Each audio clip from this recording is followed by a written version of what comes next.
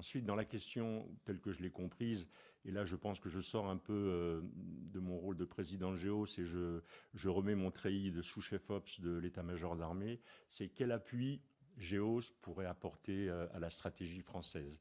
D'abord, je pense qu'il faut essayer de caractériser, de façon évidemment, ça sera caricatural, mais les Afriques, parce qu'il n'y a pas qu'une Afrique. Et donc moi j'en vois quatre. Je vois une première Afrique, c'est l'Afrique de l'Ouest et le Sahel, c'est l'Afrique des risques et c'est l'Afrique des frottements stratégiques avec nos compétiteurs. C'est celle dont la France est en train d'être expulsée. Il y a une deuxième Afrique, je ne veux pas dire que c'est l'Afrique centrale, c'est l'Afrique du centre et c'est celle qui est l'Afrique de la francophonie et des ressources stratégiques. On vient de découvrir des gisements incroyables en terres rares et en minéraux rares au Zimbabwe. Et les Chinois y sont déjà, les Russes y avancent. Je ne pense pas que des sociétés françaises aient déjà examiné leur engagement au Zimbabwe. Il y a ensuite une troisième Afrique qui est l'Afrique australe. Je pense que c'est l'Afrique du business.